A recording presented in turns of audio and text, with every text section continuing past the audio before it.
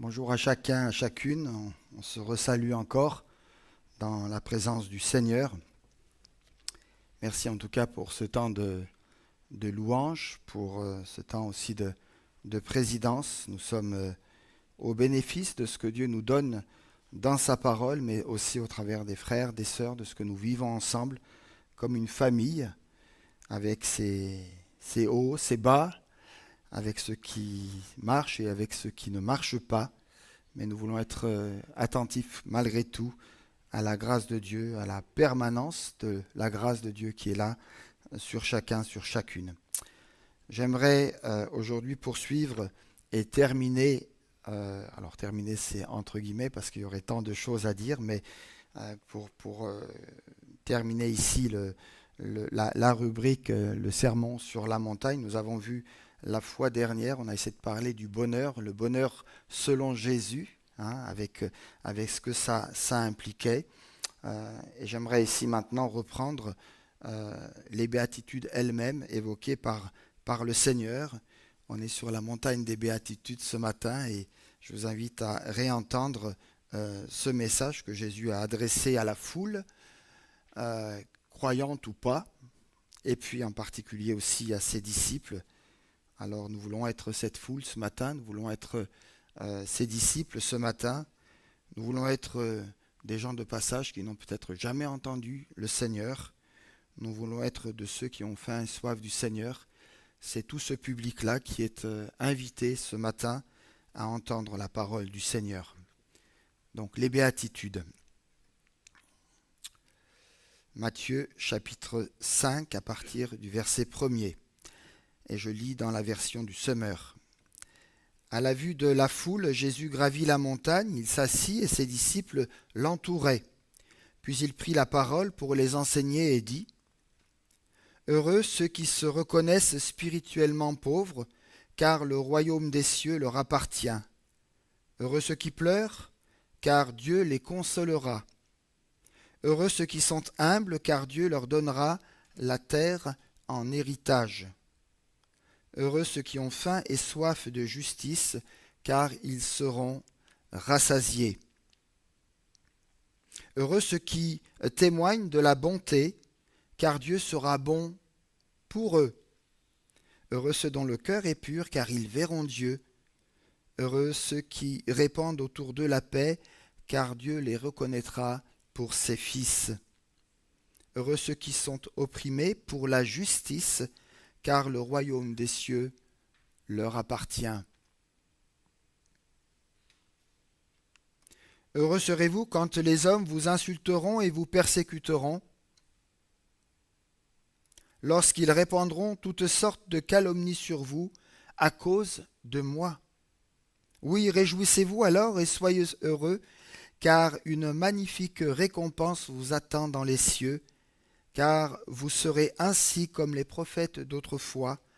Eux aussi ont été persécutés avant vous de la même manière. Heureux. Heureux comme pour nous rappeler l'essentiel, à savoir que l'Évangile est le chemin qui mène au vrai bonheur. On en avait un petit peu parlé la fois dernière. Mais la liste est pour le moins surprenante. Ces bénis ou ces heureux ne sont pas ceux à qui on pourrait s'attendre. Ce sont les pauvres, ce sont ceux qui pleurent, les humbles, ce sont ceux qui ont faim et soif, ceux qui sont miséricordieux, ceux qui ont le cœur pur, ceux qui répandent la paix, et ceux qui sont persécutés. Alors, avec une telle liste, entre guillemets, de bras cassés, on a du mal à imaginer comment la bonne nouvelle de l'Évangile pourrait révolutionner nos vies et les changer totalement. Et pourtant, le message des béatitudes nous transportera, nous transformera dans la mesure où nous accepterons de la mettre au centre de notre vie. C'est donc par la grâce que nous pouvons vivre le bonheur présenté par Jésus dans ses béatitudes. Alors à qui s'adresse cet enseignement? Jésus enseigne ses disciples, j'ai été trop vite, je reviens en arrière, voilà. À qui s'adresse cet enseignement? Donc Jésus enseigne ses disciples les secrets d'une vie épanouie sous l'action de l'Esprit, mais aussi à cette foule semblable à un troupeau peut-être sans berger. Ces béatitudes ou clés du bonheur énumérées par Jésus sont la seule manière de vivre heureux dans un monde où le péché subsiste encore. Et pour vivre ces béatitudes, il faut s'approcher de Jésus avec un cœur humble pour recevoir sa grâce et son pardon. Alors pourquoi Jésus enseigne-t-il tout d'abord à ce cercle restreint que sont ses disciples? Parce que l'enseignement de Jésus ne se limite pas à transmettre de simples préceptes, aussi révolutionnaires soient-ils. Jésus va et veut transformer la vie de ses disciples afin qu'ils soient à leur tour des lumières dans ce monde. Les disciples vont devenir des messagers, des porte-paroles vivants de l'Évangile pour le monde qui les entoure. Et cela vaut pour nous aujourd'hui.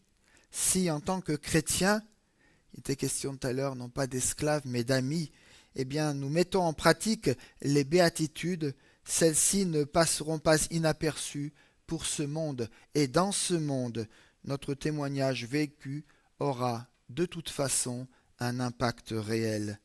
Du coup, pas besoin d'être très riche, un battant, une star de notre entourage pour goûter au bonheur. Les 8 béatitudes ne sont pas 8 étapes à gravir pour arriver quelque part dans la réussite sociale sur cette échelle qui nous voudrait tout en haut. Mais elles sont 8 critères à respecter pour nous regarder sans avoir à rougir de notre attitude en tant que chrétiens, chrétiennes, disciples du Seigneur.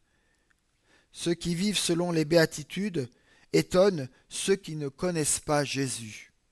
Et peut-être que vous-même ce matin, vous êtes étonné de relire, de redécouvrir ces béatitudes. On parle de heureux, on parle de chrétiens, puis on parle de tout ce qu'il y a derrière, de persécution, de moquerie, de haine. Hier comme aujourd'hui, Jésus cherche des disciples qui étonnent le monde, afin que beaucoup s'ouvrent, s'interrogent et se tournent vers Dieu en les voyant vivre. Vous avez dit heureux? Que veut dire ce mot heureux répété 9 fois en 9 versets? Alors on l'a déjà évoqué la fois dernière, je dirais ici juste quelques mots. Le bonheur annoncé dans les béatitudes provient de la certitude que la personne est au bénéfice de la présence aimante de Dieu. Ainsi, la promesse aussi de savoir que cette personne sera comblée lors de la réalisation définitive totale de ce royaume qui est à la fois là et qui est encore à venir. Avec les béatitudes, Jésus est explicite. Heureux êtes-vous. C'est une invitation à un bonheur possible qui nous initie tous les jours à ce bonheur que le Seigneur veut vivre avec nous. Un bonheur donc qui est à la portée de tous. Jésus invite au bonheur et c'est au prix d'un changement profond, d'un bouleversement profond de nos attitudes pour une conversion à ce bonheur différent, à ce bonheur que nous ne connaissons pas parce qu'il vient et il est promis du Seigneur. C'est au prix de cette transformation que nous connaîtrons la profondeur évoquée ici du bonheur dans les béatitudes. Le bonheur que Jésus propose passe par des chemins quelque peu compliqués, difficiles, mais il est offert et donné à tous ceux et à toutes celles pour qui le royaume de Dieu existe. Les pauvres, les purs, les affligés, les faiseurs de paix, les humbles, les miséricordieux. Je vous invite à les rencontrer ce matin et peut-être qu'au travers d'eux, nous allons nous-mêmes nous rencontrer ou nous retrouver ou nous révéler. 8 secrets et même peut-être 9 pour être heureux. Et nous allons reprendre ici les béatitudes. Heureux ceux qui se reconnaissent spirituellement pauvres, car le royaume des cieux leur appartient. Ce n'est pas ici la pauvreté matérielle, ni la pauvreté d'esprit qui est louée, mais l'acceptation de ne pas tout savoir. Et quand je dis cela, waouh, ça me rassure. L'évangile de Jésus-Christ ne repose pas sur la quantité de connaissances. Alors j'ai envie de dire, pour paraphraser mon propos, heureux ceux qui savent qu'ils ne savent pas tout, mais qui connaissent celui qui sait tout. Vous avez compris? Très bien.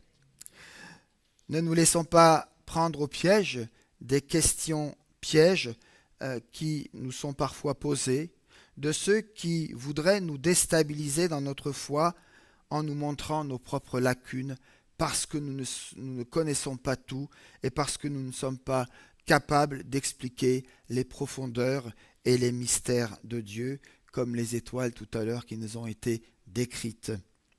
Chers amis, Jésus nous invite à être heureux malgré toutes les questions auxquelles nous n'avons pas encore de réponse aujourd'hui.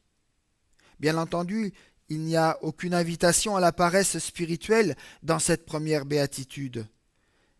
Cette première béatitude implique l'humilité qui est nécessaire dans une relation dénuée d'orgueil avec Dieu.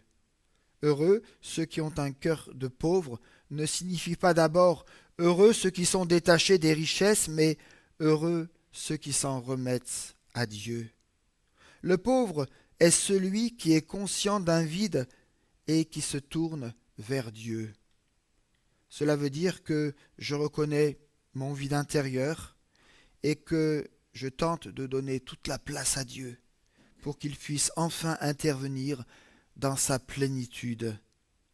En somme, le pauvre, c'est la personne qui a découvert ses limites, sa limite, et qui peut faire sienne la prière du psaume 86, verset 1er qui dit « Tends l'oreille, Seigneur, réponds-moi, pauvre et malheureux que je suis. » Ce qui est certain, c'est que Dieu protège.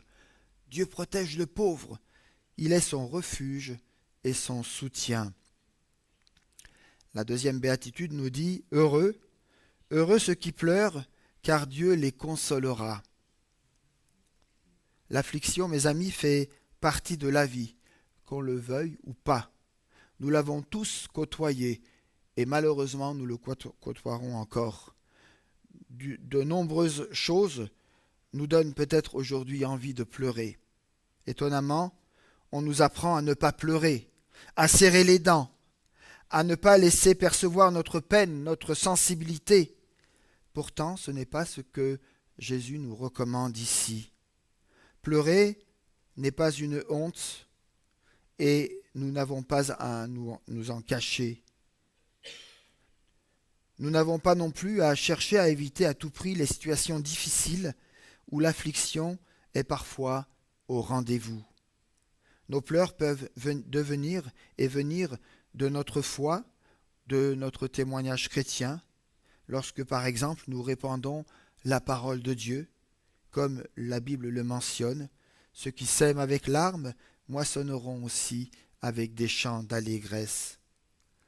Mais ce sont aussi parfois nos fautes qui nous attristent, mais là aussi le pardon et la consolation se trouvent auprès de Dieu. Il est le seul qui non seulement sèche nos larmes, mais nous donne une consolation si abondante que nous pouvons consoler par la grâce de Dieu les autres aussi. L'expérience des larmes peut devenir alors peut-être et certainement le creuset de notre ministère, de notre vocation auprès des autres. Comment pourrons-nous parler avec crédibilité des consolations divines si nous ne les avons pas personnellement expérimentées? Cette consolation promise vient du Seigneur Jésus. C'est lui qui donne un sens parce que lui-même l'a vécu avec moi. Car l'agneau qui est au milieu du trône les paîtra, nous dit Apocalypse 7, et les conduira aux sources des eaux de la vie, et Dieu essuiera toute larme de leurs yeux. Chers amis, Les consolations de Dieu ne sont pas des pacotilles. Elles reposent sur des promesses divines et découlent de l'œuvre de Dieu accomplie sur la croix. La troisième béatitude nous parle de ceux qui ont un cœur humble. Heureux ceux qui sont humbles, car Dieu leur donnera la terre en héritage. Je ne suis pas sûr d'avoir tout compris dans la fin de ce verset 5. Je sais ce que c'est qu'un héritage, mais avoir la terre en héritage, c'est grand, c'est gros, c'est mystérieux. Mais voilà ce que je suis capable de vous dire ce matin. En parlant de cette béatitude, d'autres traductions disent les humbles, mais il est question aussi encore des doux ou des débonnaires. Le disciple de Jésus peut connaître le bonheur de ressembler à son maître qui est doux et humble de cœur. Mais parler aujourd'hui de douceur, de tolérance, c'est presque faire référence à un autre monde, quand on considère la violence aux mille visages qui s'étale aujourd'hui devant nos yeux, ici ou là-bas au loin.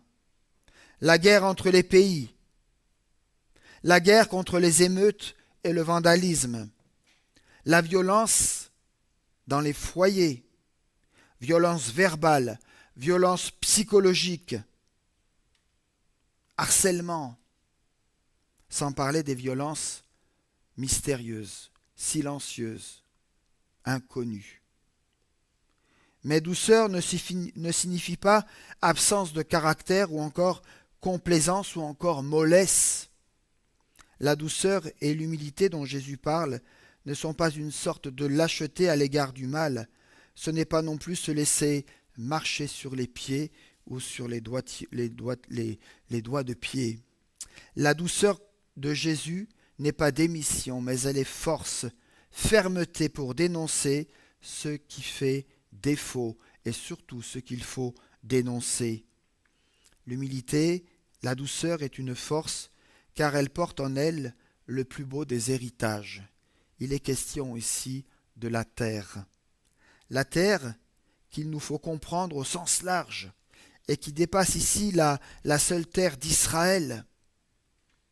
La terre de la promesse nous projette vers la terre promise, vers ce royaume où il sera enfin clair que les derniers seront les premiers et que les vrais disciples seront joyeux, accueillis, qu'ils prendront possession de cette nouvelle terre où Jésus sera présent au milieu d'eux et avec eux. Souvenons-nous que la terre est à l'Éternel et l'Éternel est notre Père. Je lis ici une partie d'Apocalypse 21 à partir du verset 1er. Puis je vis un nouveau ciel et une nouvelle terre, car le premier ciel et la première terre avaient disparu, et la mer n'était plus. Et je vis descendre du ciel, d'auprès de Dieu, la ville sainte, la nouvelle Jérusalem, préparée comme une épouse qui s'est parée pour son époux. Et j'entendis du trône une voix forte disant : Voici le tabernacle de Dieu avec les hommes. Ils habiteront avec eux et ils seront son peuple et Dieu sera lui-même avec eux. Voilà quelque chose de l'héritage de cette terre que Dieu nous réserve. Heureux ceux qui ont faim et soif de la justice, car ils seront rassasiés. Heureux les affamés, les assoiffés de justice, peut se traduire aussi par heureux les affamés et les assoiffés de sainteté. Cette béatitude nous ouvre à une sainteté possible, et cela revient à dire heureux les personnes qui désirent avec ardeur vivre comme Dieu, parce qu'ils le seront et parce que Dieu le rendra possible. Pour Matthieu, la justice dont il parle ne va pas dans le sens courant de ce mot que la société a donné et que nos contemporains désignent comme ici, en parlant de la justice, le respect des droits humains ou encore l'égalité salariale, le partage équitable des biens. La justice, selon Matthieu, consiste à faire tout ce que Dieu réclame ou en d'autres termes, à adopter une conduite entièrement conforme à la volonté divine, donc ce qui est agréable au Seigneur. La faim et la soif de la justice peuvent surtout s'exprimer pour nous en termes d'action. Faire la volonté de Dieu devient alors synonyme de pardon, de partage, d'amour, de gestes concrets dans la vie d'une personne qui agit non par humanisme ou pour sa propre gloire, mais parce qu'elle veut réellement être fidèle à ce que Dieu attend d'elle en vivant selon l'évangile de Jésus-Christ. La béatitude se termine par « ils seront rassasiés ». Donc, quelqu'un les rassasiera. Jésus est mort sur une croix pour que Dieu puisse pardonner nos péchés tout en restant fidèle à sa propre justice. Jésus était vraiment un affamé et un assoiffé de justice. Mon Seigneur juste justifiera beaucoup d'hommes, nous dit Ésaïe 53. Il se chargera de leur iniquité.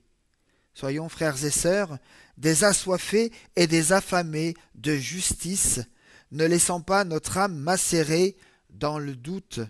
Prions et puisons à pleine main à la source de la justice de Dieu qu'il nous offre en Jésus-Christ.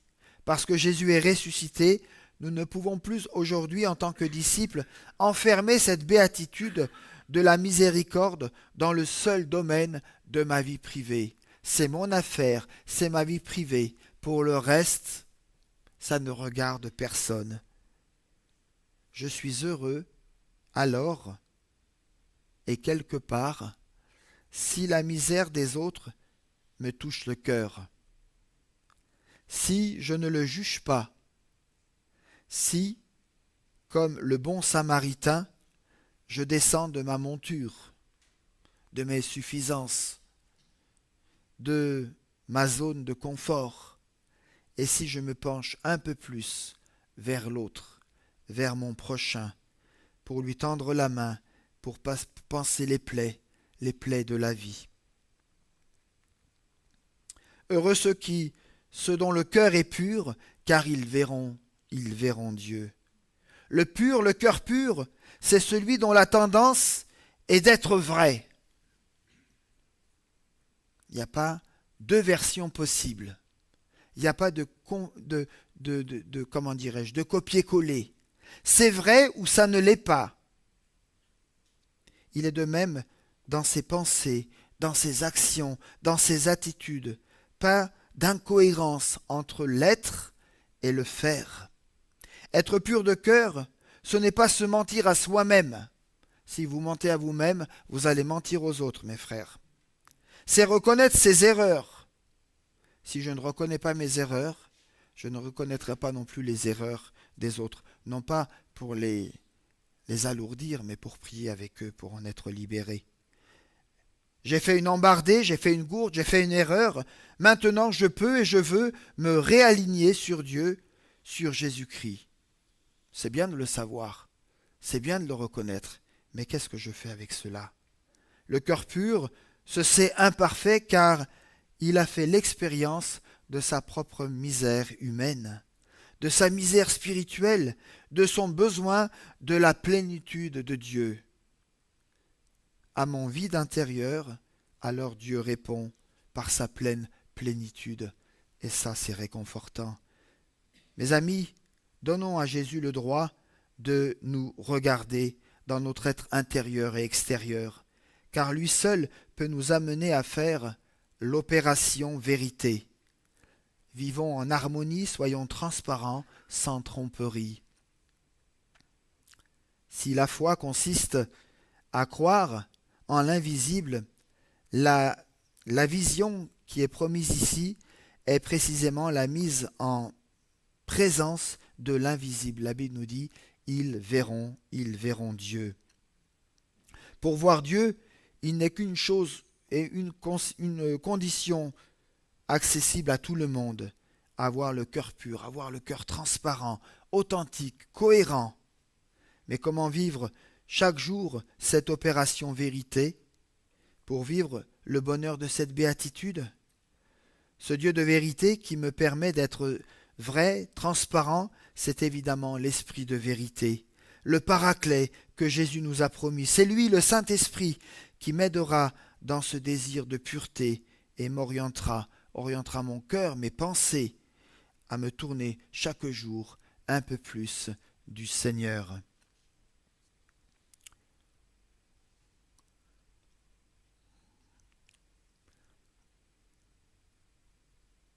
Je crois que... je ne sais plus où j'en suis dans mon PowerPoint, mais c'est pas grave. Heureux ceux qui répandent autour d'eux la paix, car Dieu les reconnaîtra pour ses enfants, pour ses fils. Ici, il ne s'agit pas seulement de souhaiter la paix à son prochain, mais de la procurer, c'est-à-dire de tout mettre en œuvre pour que cette paix vive, cette paix revienne à la surface. La béatitude des artisans de paix est une béatitude qui part, comme nous venons de le voir, de l'intérieur pour devenir actif. Elle relève de l'action, de l'agir. Un artisan fait, agit, travaille avec ses mains. Mais pour un tas de raisons, nous ne sommes pas toujours enclins à rechercher la paix lorsque les conflits surgissent. Nous pensons parfois qu'il est plus urgent de régler l'affront qui nous a été fait ou de remettre la personne à sa place au nom de l'honneur de Dieu. Procurer la paix est quelque chose de laborieux, et le succès n'est pas toujours garanti, comme le laisse entendre ce verset de la parole de Dieu, Romains 12, 18. « S'il est possible, autant que cela dépende de vous, soyez en paix avec tous les hommes. » La paix est une longue marche qui parfois durera toute une vie. Cette recherche interminable de la paix a un trait commun avec les autres béatitudes, c'est celle du perpétuel recommencement. Ainsi, on n'a jamais fini de travailler pour la paix, ou même de la ressentir. Elle est un fruit de la présence de l'Esprit Saint en nous, et nous devons veiller, nous devons travailler pour qu'elle puisse demeurer en nous, parce que le diable veut venir polluer, et le diable veut venir dissoudre cette paix en nous, mais nous voulons résister et nous voulons réclamer cette paix.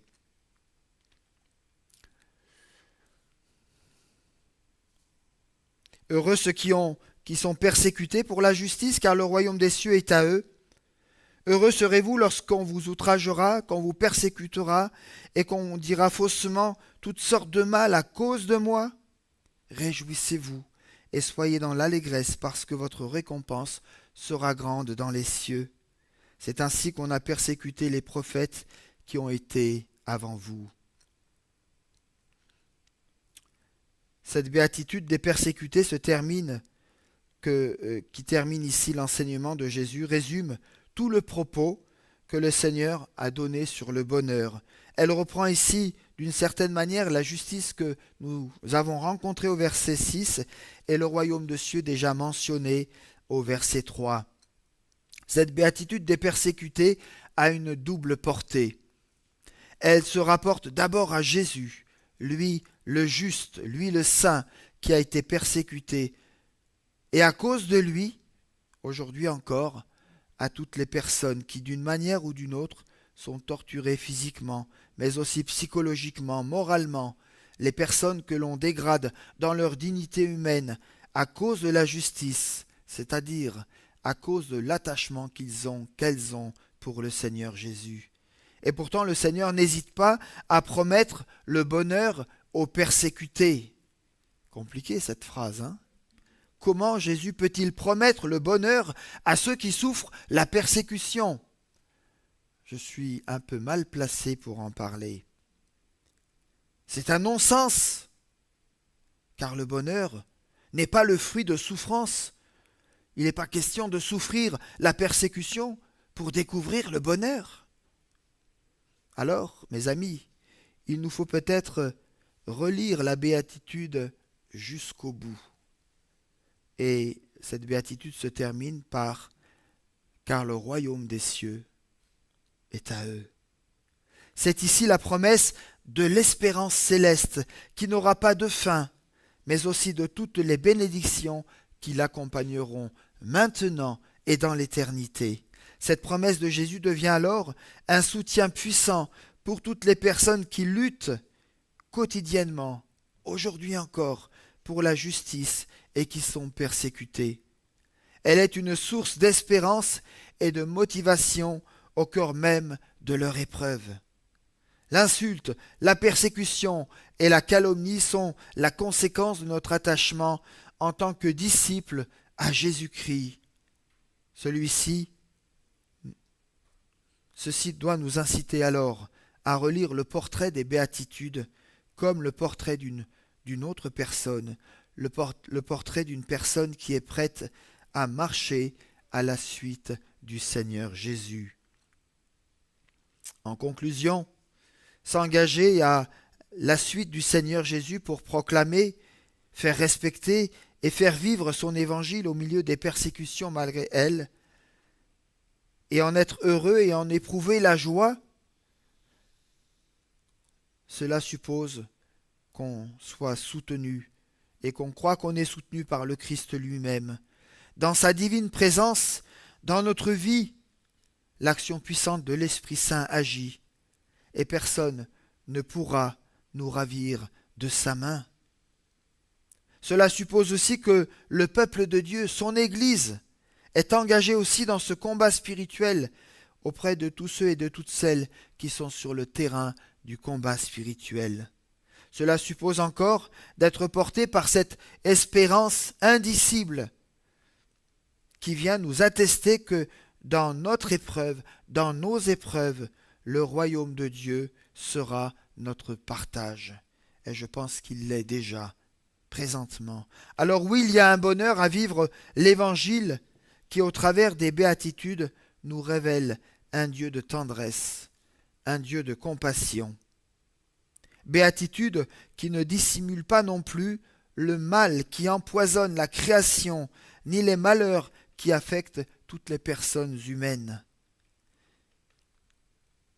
Chers amis, Jésus m'invite à un bonheur plus intense et durable encore, en vivant comme son enfant bien-aimé, en partageant son exemple, en me conformant à ses sentiments et à ses actions. Il est celui qui me redit aujourd'hui, d'après le psaume 23, verset 6, « Oui, le bonheur et la grâce m'accompagneront tous les jours de ma vie, et j'habiterai dans la maison de l'Éternel jusqu'à la fin de mes jours. » Que nous puissions dire Amen, Amen à ce que nous comprenons, Amen à ce que nous ne comprenons pas, Amen dans un cœur qui ose encore faire confiance au Seigneur et qui s'attend à lui. Que l'Église soit investie dans ce combat spirituel pour ceux qui sont sur le front, pour ceux qui, à cause du nom du Seigneur Jésus et de l'appel qu'ils ont reçu, eh bien combattent et connaissent ici ou là la persécution. Que l'Église elle-même soit investie aussi dans ce combat spirituel. Le Seigneur revient bientôt. On le disait déjà aux disciples, ils sont tous plus ou moins morts et ils attendaient que le Seigneur revienne. Peut-être qu'en tant qu'Église, on se dit le Seigneur reviendra bientôt, mais on n'y croit plus tellement. On se dit après notre mort, et puis ça sera la génération qui suivra, qui verra, ou peut-être qu'après. Un jour est comme 1000 ans. On ne sait pas dans le cursus du Seigneur où nous en sommes, mais le compte à rebours est lancé. Que Dieu nous garde vigilants, aimants et priants. Amen. Voilà, je vous invite.